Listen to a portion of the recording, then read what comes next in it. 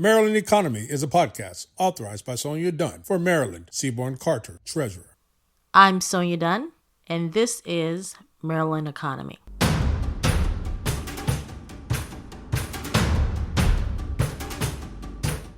Today we're talking about something that sounds small, but hits hard across Maryland.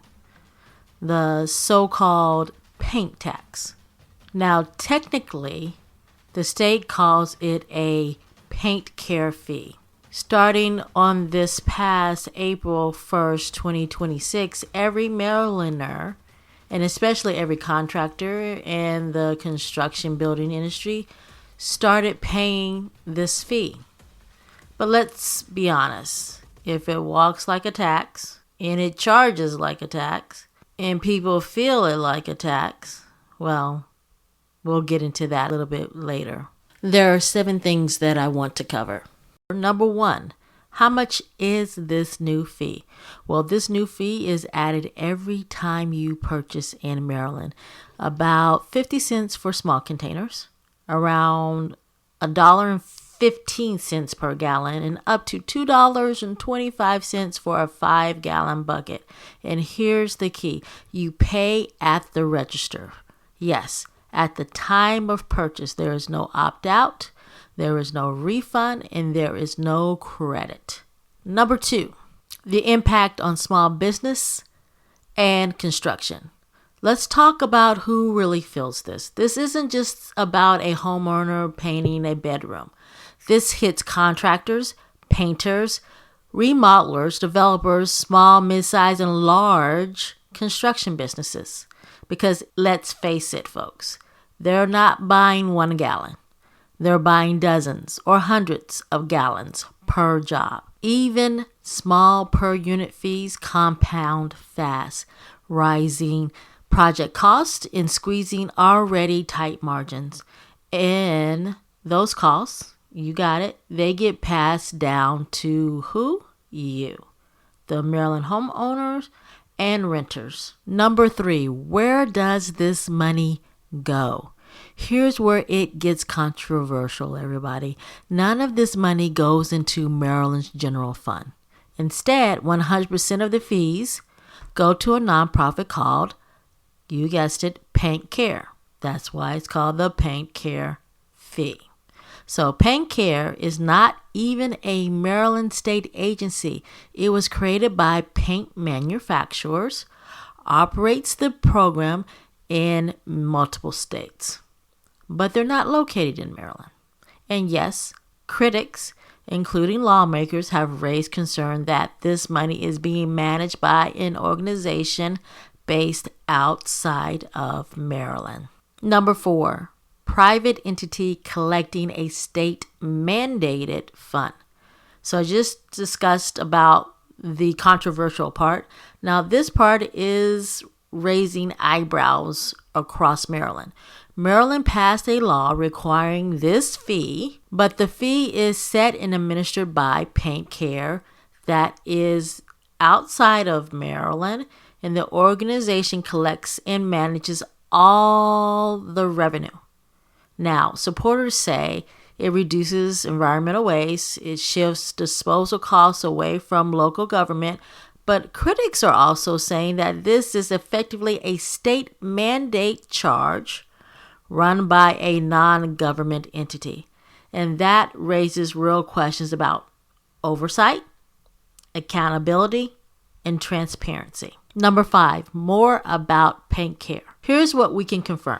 PaintCare is a national nonprofit created by the paint industry.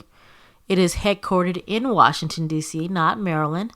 There is no clear evidence that a central PaintCare headquarters or primary office is based in Maryland.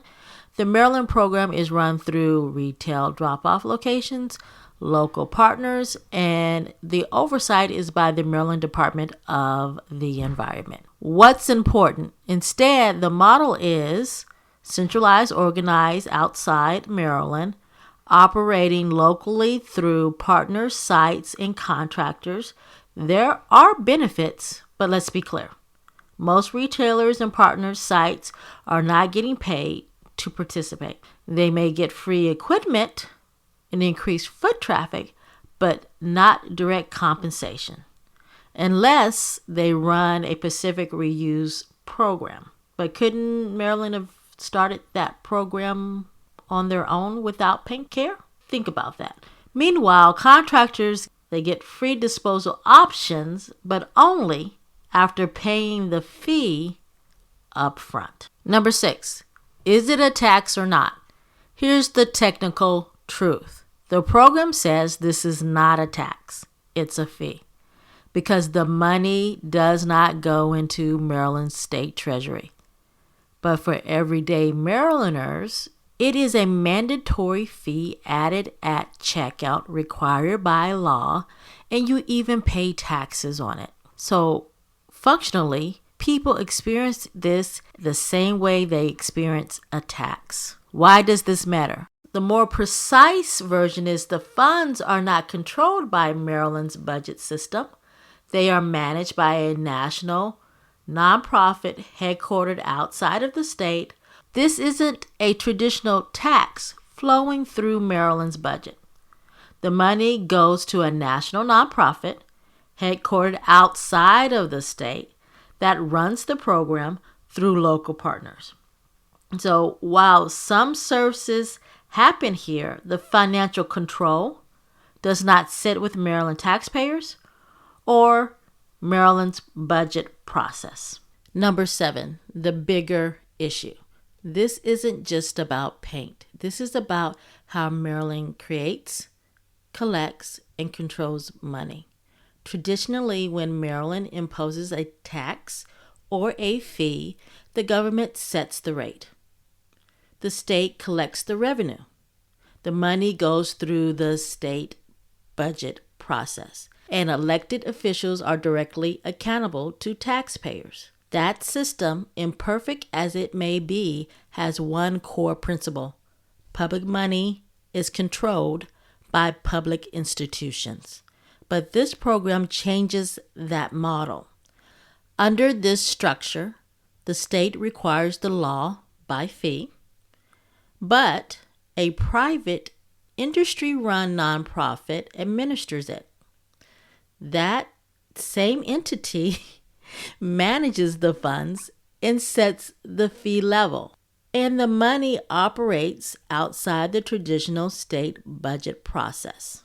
This is about precedents, because what we're seeing is this: a state-required fee collected at the point of sale, managed by a non-government organization.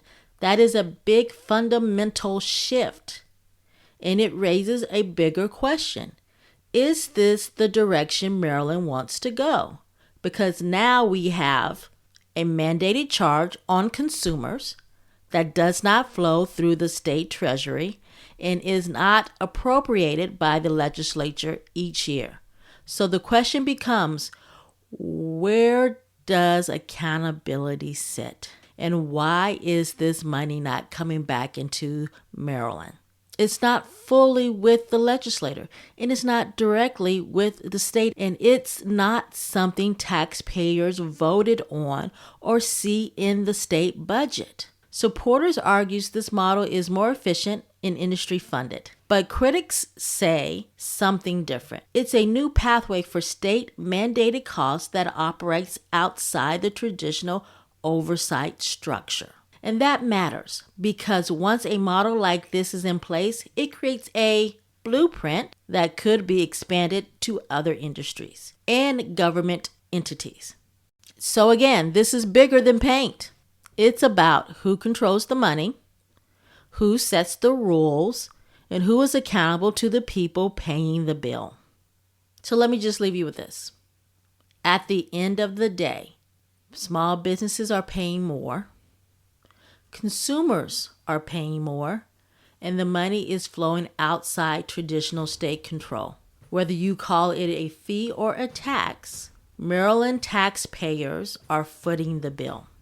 And that's a conversation worth having and a decision worth revisiting.